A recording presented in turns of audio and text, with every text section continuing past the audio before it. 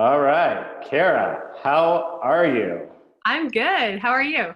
Uh, I've been a little bit better. I'm getting over this nasally cold that you can hear, but I am doing great. I am doing great. Otherwise, so it's good to see you.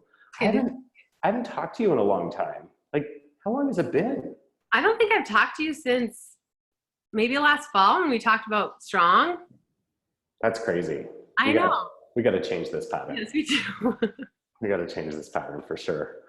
Well, a lot is happening in your world, and I thought I'd love to get caught up with you and hear what's going on and what's inspiring you and where you're going next. So, what's going on in your world? Well, the biggest thing is that I'm running the Leadville Marathon on Saturday, so that's pretty big for me. Yeah, that's huge. Yeah, yeah, So, I'm curious about that because I know this is pretty big topic on your mind for obvious reasons. yeah. That transition of running road and doing so well for so long at it, what kind of inspired you to take this transition onto the trail? Yeah, I think it started a couple years ago. Adam ran Trans Rockies in 2015, and Colt and I went up to watch him finish and spent the night after. And the atmosphere was like so like pumped. Everyone was so nice and friendly. And it was like, I mean, Adam had this incredible experience. Like he loved it so much. I mean, he was like pretty beat up, but he loved it. And I kind of was like, oh man, like that seems like a fun crowd. Like that seems like something I'd want to do. But at the time I was still hardcore trying to make the Olympic team in 2016. And then I missed the team and I was kind of obsessed with like just proving, because I knew I was really in really great shape that day. But I finished fourth. And I was kind of obsessed with like showing everyone that I could still run sub 230. And I had a lot of injuries. I had a surgery and I kind of got in this pattern of like just overdoing it and getting injured. And then finally this fall, I got healthy and I was like, all right, I want to run one more marathon on the roads. And I knew it wasn't going to be like a PR thing. I thought I could run between 235 and 237. And during the race, this old hamstring injury popped up and I had to drop out. And so after that, my coach was like, look, don't make any decisions right now. You are in really good shape. Like you could let that heal. We could do a marathon in the spring and you could definitely run 235 if not faster. But as the days went on, I just was like, I'm ready to try something new. And it was a little bit scary because what I know is like qualifying for the Olympic trials and going there and doing your best. But it just wasn't exciting to me. Not that that's not exciting, but I just was like, Yeah. I know that, I'm going to go and I'm going to get my ass beat, right? By all these young, fast women. And so I was like, what seems exciting is like trying something totally different. So it had already been in the back of my mind that after Houston, maybe I would try something new. And I was just like, you know what? I want to do it. Let's do it. Did you go through, like, on that note, when I think back to Houston, and like you said, you had a certain goal in mind and yet you felt like you had something to prove. Like, what emotions did you go through? Like, I'm thinking of people that are listening to us right now. I'm sure they obviously different level of running, but they're feeling some of those emotions. Like, what are some of the emotions that's leading up to in the race and then even post the race? Yeah, I mean, in the race, I felt great. This was an old injury I had from 2015. I hadn't felt it at all. In the race, it was really windy that day and cold. And my husband and my coach were all around the course. They were driving and meeting me every 3 or 4 miles. And, the night before, we said, let's just be conservative through 18. And once you get to that point, like start to roll and maybe try to negative split. So I was trying to keep it right about 236, 237 pace. And I felt good. And I was like, not cocky, but I was like, yeah, I'm going to hit that 18-mile mark and I'm going to like crush, Yeah. And then at 16 miles, my hamstring, I started to feel it. And I started to limp a little and I kept telling myself, this is in your head. You are just scared because you haven't been out on this edge in 3 years and this is all mental. There's no way that's hurting you. You haven't felt it in so long. But a mile and a half later, it was clear like it was hurting me. Yeah, And people were passing me and saying, you need to drop out. And women I had been running with earlier in the race were like, oh my God, I'm so sorry. You know? And then this guy came up on a bike and was like, do you need a dropout point? And I was like, no. And then I started looking at my watch and doing, you know, in my head, I started thinking like, okay, well, if I hobble 10-minute miles, like, what will my finish time be? And then it was just like, this is crazy. I'm in so much pain, and this is not what I trained so hard for. You know, like I trained so hard to enjoy a marathon on the roads, and this is not enjoyable. So it was horrible. And as soon as I dropped out, I thought about just jumping right back in on the side, and which I kind of tried to do, and I could barely walk. And so it was awful. And honestly, I was just kind of in disbelief at first, like, I can't believe this. Like, I have worked for 3 years to get myself back into some sort of shape, and I just felt really unfair.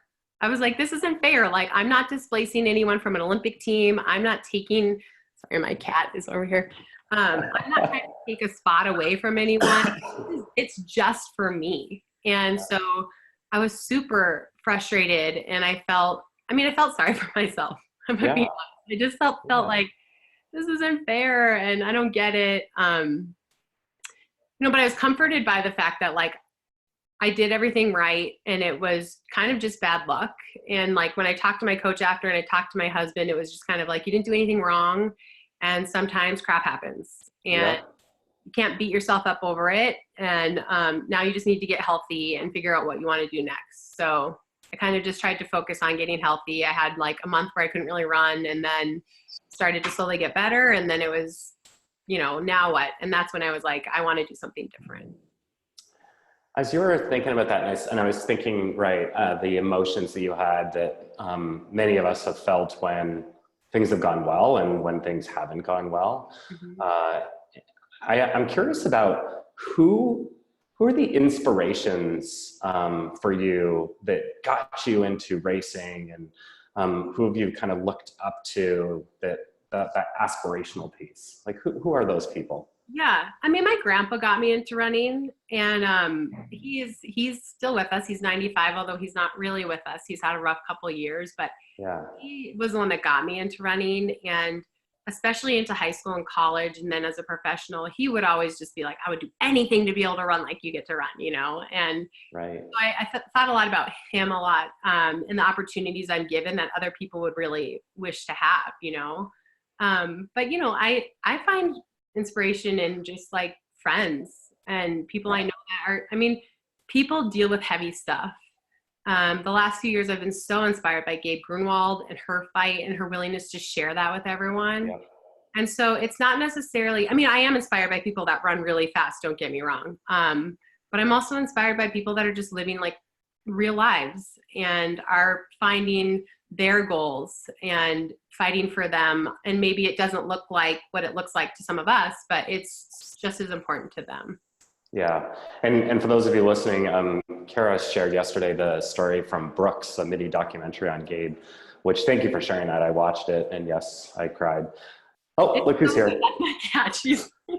What's her name? This is Sydney, and she's named after where Adam ran in the Olympics, and she's really needy today. So. Well, and your eyes are like, boom. I love it. It's so great. It's crazy, but sorry, she'll probably be in and out of the frame. We'll ignore her. It's perfect. It's perfect. It adds some color to the whole thing. But yeah, I encourage everyone to watch that documentary. It's really incredible. It's inspiring and heartfelt and everything about it. So thanks for sharing that. It's so good because you get to see who Gabe is. She's determined. She's vulnerable. She's hopeful, and she's a fighter. And I think it's so great that they have that to leave with her legacy. We'll be able to watch that and remember forever who she is and how much she inspired all of us. So she's been on my mind a lot lately, obviously. But she's a huge inspiration for so many of us. Yeah, I totally get it. I agree. And I don't know her.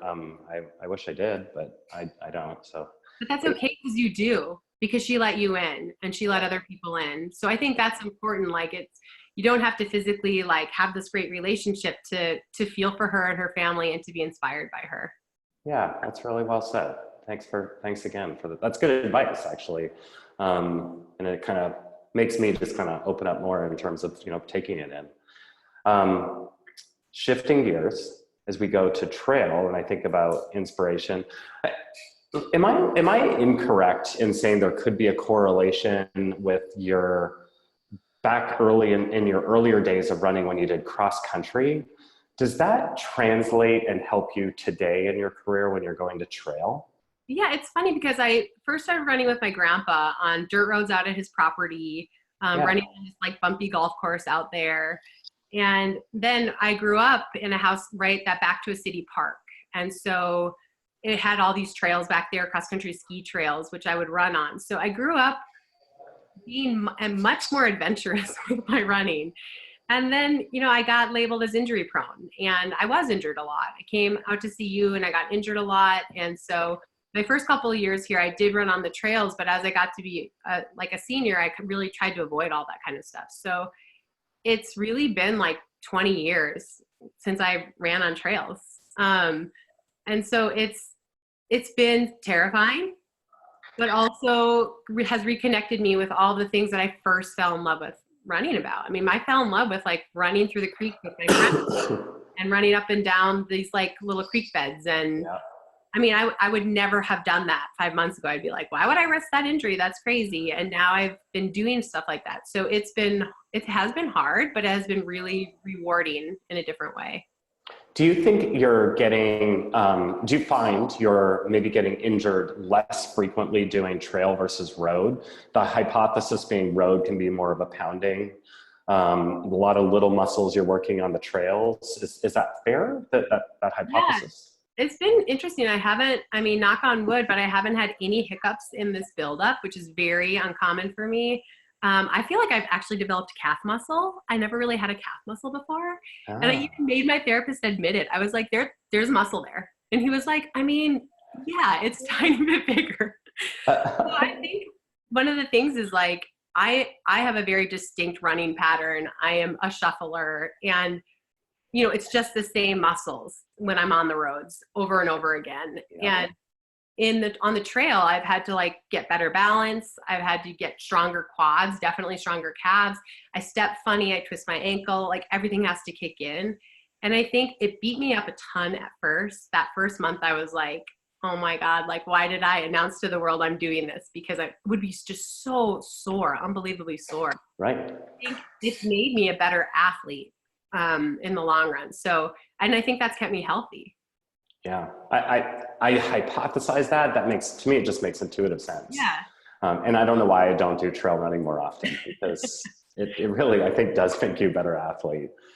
So I am curious about something else. Of one of your stories that went viral is I think you ran into a wild animal that was a little shocking. I did. So it's so funny. I just like tweeted that I saw a mountain lion, and all of a sudden I had like reporters calling me, and I'm like, well, it wasn't that exciting. Like, so I had run a half marathon in Connecticut the day before, and it was a really hilly half marathon, and I had run it hard, and I was trashed. I mean, I hadn't run down in the 6-minute pace range for a while, right? Because it's just very different training. Yep. And so I went out for a run, and I was like, it wasn't even that early. It was probably like 8:45 in the morning. And I was like, this is just going to be a slog fest. And as I head to the trails, there's a little neighborhood right before the edge of just the open space. And you can run down like a quarter mile and back a quarter mile. And I usually run that on my way out and my way back, and it adds a mile onto the run. Yep. So I was just slowly running down that. And then I flipped around. I was slowly running back. And there was a giant construction truck. And I was running so slowly along the outside of the truck. And just happenstance, like as I was cresting it, a mountain lion was coming across the front to run into the open space.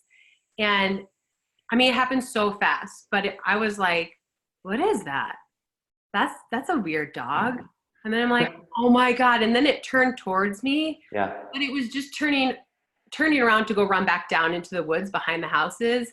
But I was like, this is it. I mean, it happened so fast, but I was like, oh my God, this is it. Like, it's not even a cool place to die. It's just like on a neighborhood road, And then it ran down into the woods. And I mean, its footsteps were so heavy running off. And I just turned around and sprinted as fast as I could, which PSA is the worst thing that you can do. You want to stand your ground, make yourself big. Don't turn your back because they sever your spinal cord and drag you off. That's what they. God. So I did everything wrong. And then I just turned around and sprinted up to, there was like a construction site. And then I was like, this is crazy. It's gone. It's gone. You know, and I'm like shaking. And I go back to cross where I saw it and I just start crying. I turn back around and sometimes I wear an Apple Watch and sometimes I wear a Garmin.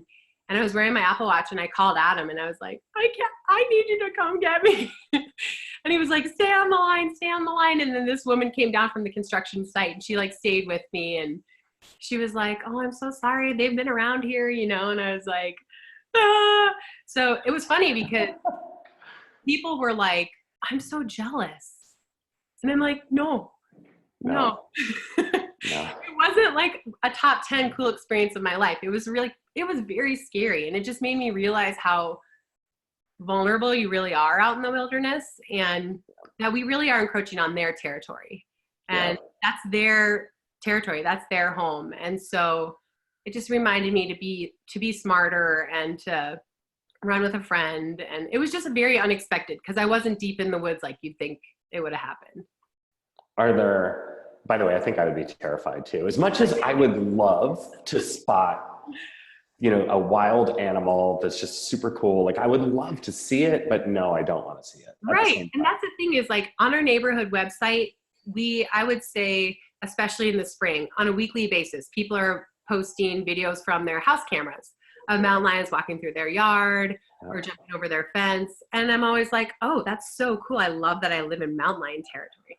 Exactly. I don't feel so much like that anymore. I'm like, why are we here? Like, why did everybody build these homes here? Why did we like move into their space? So yeah, box checked. I don't need to see one again.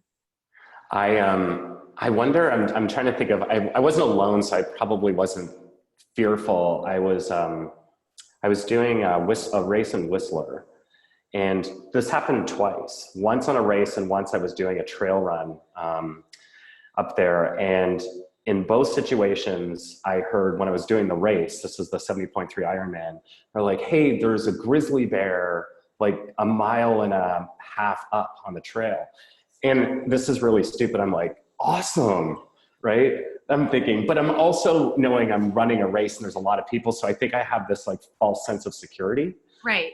And I never saw the grizzly bear. And then another time I was running basically a trail with a big group.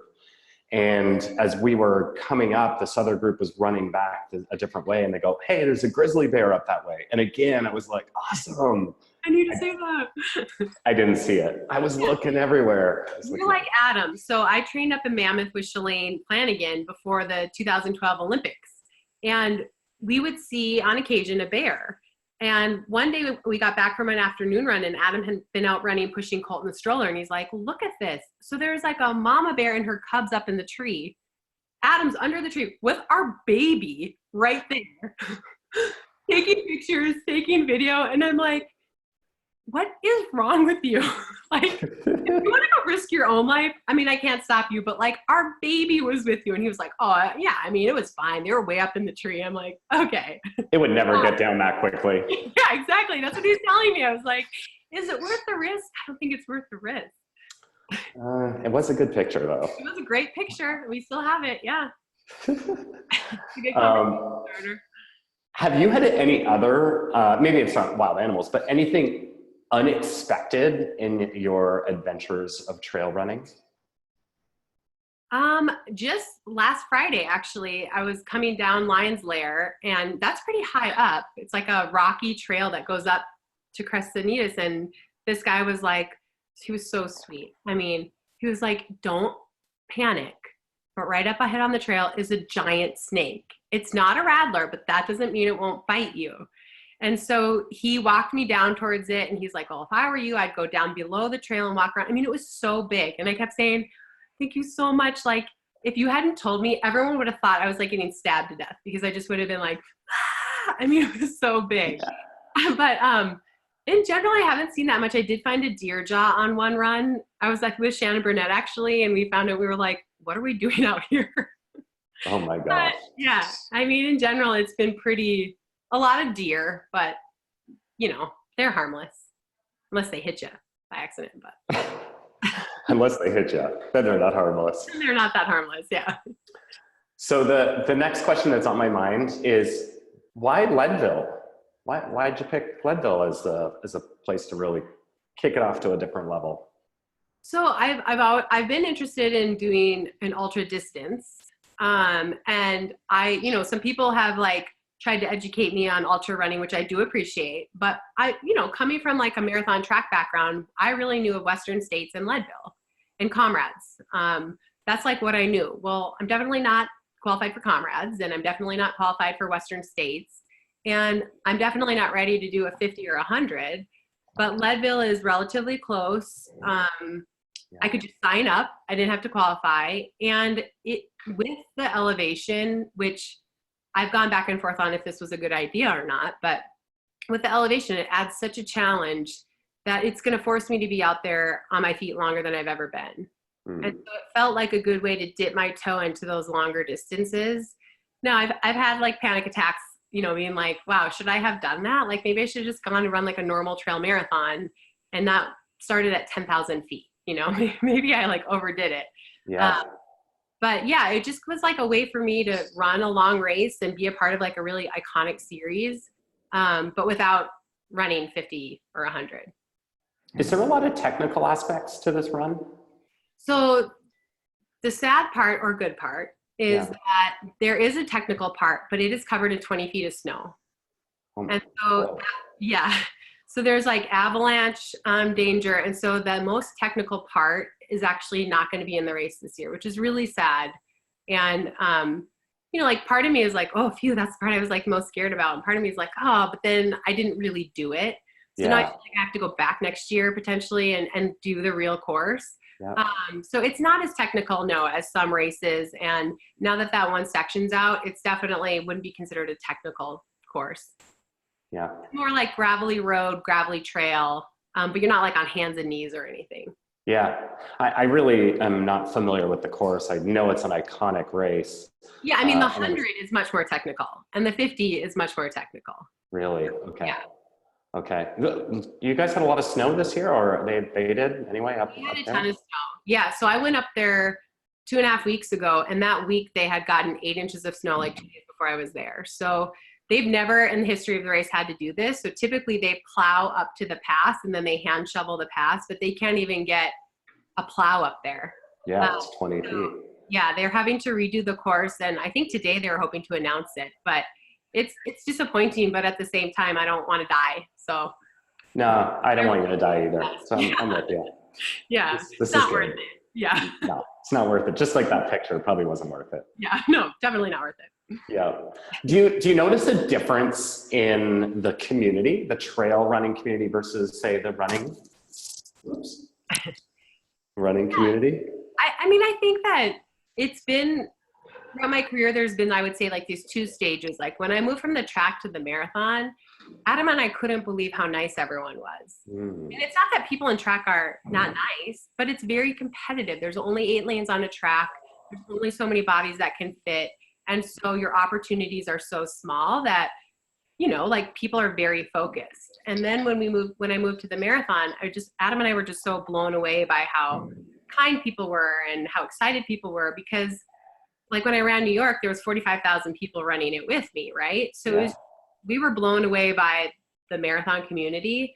But I think now even moving into this, it's been like another level of just like friendliness and, like people taking me out and showing me routes, telling me workouts that they did. It's hard for me to imagine elite marathoners doing that. Like, I'm doing this workout, do you want to jump in? But being like, hey, this is what I did when I ran really well at Western States. And, like that's very different. And so it's just been great. And I think maybe because there's so much less focus on time that it just like everyone can calm down a little bit. You know what I mean? Like it's more about the experience and running as hard as you can within your body. And it's less about like, well, are you running 5:20 a mile or are you running 5:30 a mile? So it's been really great. And like so many people like reached out to help, and which was so nice, but I turned most people down because I was just like, this is for fun. It's it's an attempt, and then we'll reevaluate after this. But mostly I wanted to just like keep it on me and not have all these other people be invested, because then it felt like, oh, now it's really serious. Did you ever end up running with Scott Jurek? Because I think you were mentioning that at one point. Yeah, no, we didn't end up connecting, but I've run with a lot of people, and I've said to Scott, I mean, if this goes well, like, I mean, I might need a coach, so you might have to do that for me.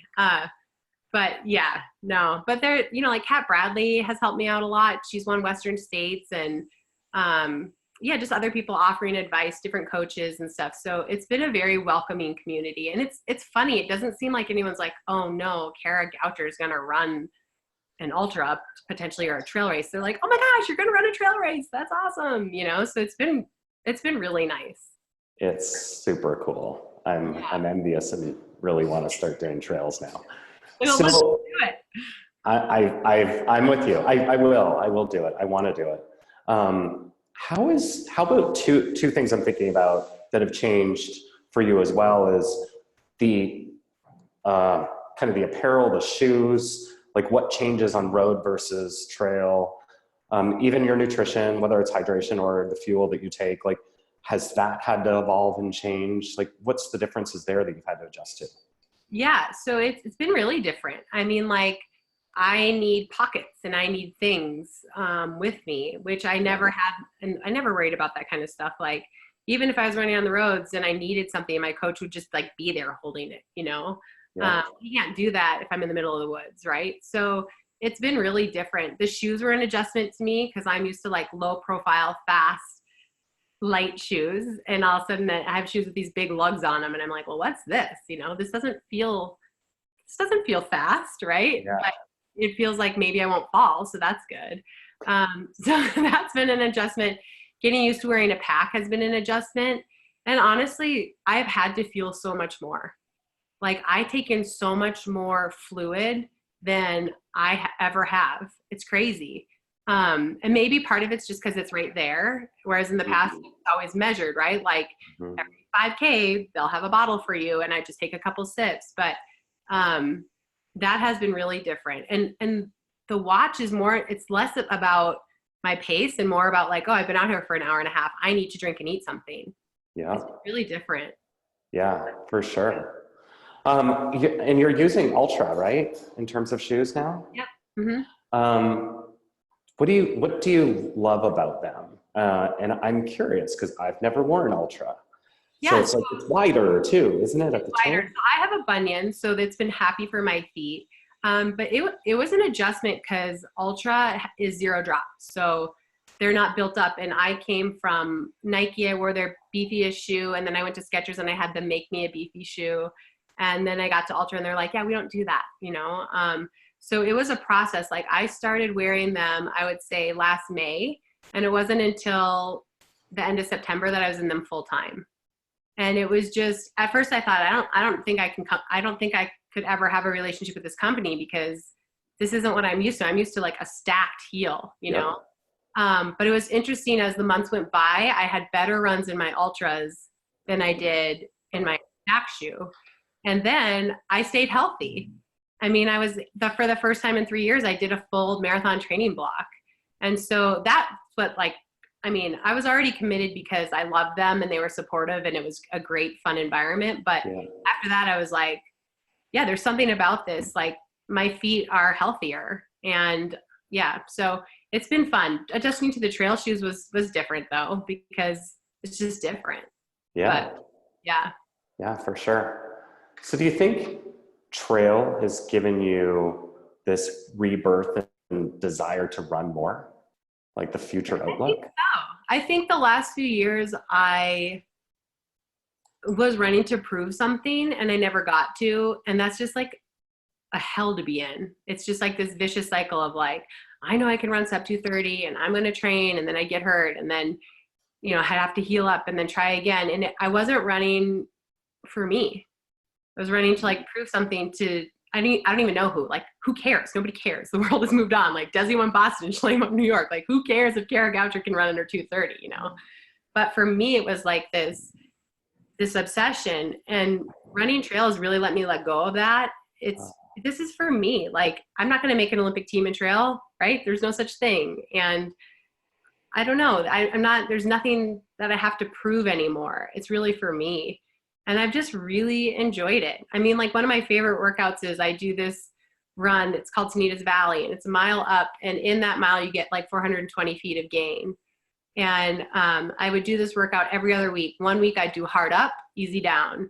And then the next week I'd go easy up, hard down. And I'd be out there for like 2 hours. And I would come home and just feel like so happy. Wow. And like the views all around there are just like crazy. It just reminds you of how honestly like insignificant you are in the scheme of life. And just like that, whatever it is that you're doing, just, it's not so big. It's not so important. I don't know. I've just really, really loved it. And I'm like, oh man, like after next week, like I'll be so beat up, I won't be able to run for a while, but that'll be okay.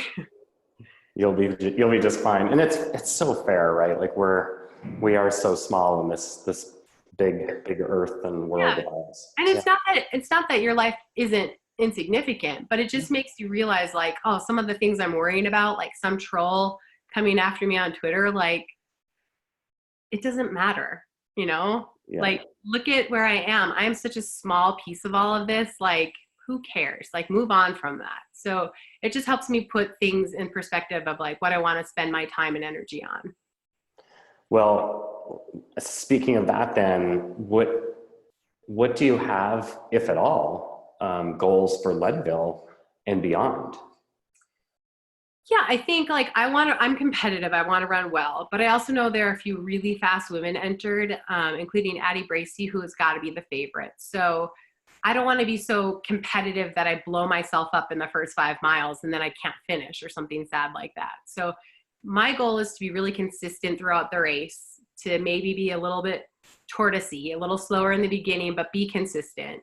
And I want to finish up as high as possible. I mean, obviously a podium finish would be awesome, but it's more about just like conquering this. Like I can't wait, no matter where I'm finishing in the race, I can't wait to cross the finish line, because this has been such a challenge for me.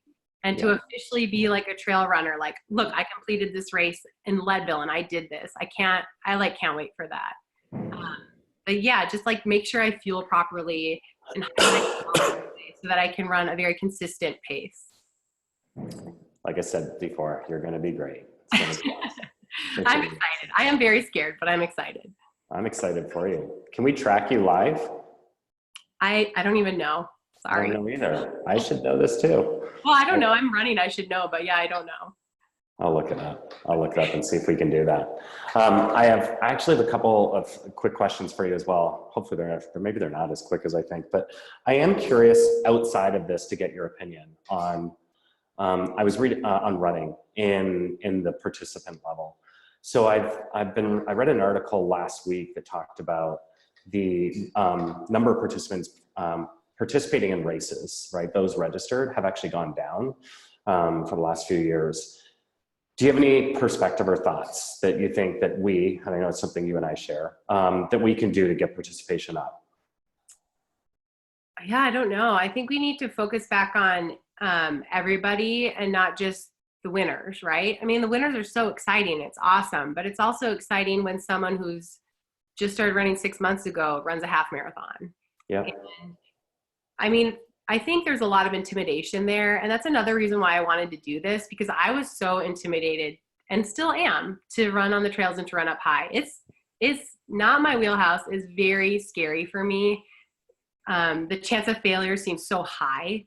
But that's another reason why I wanted to do this, because to say, hey, if I can do this, like I have been a road diva for a decade, you know, like my coach would be out there like scooching rocks off the road for me, and I'm going to go do this thing. Like you can do this too. And I know if I finish, which I will, it's going to like change my life. And I just think we need to focus back on like our own goals and our own journeys, and not be so obsessed with like time or the latest equipment or whatever it might be, but just like our own journey, because everyone's journey is super important.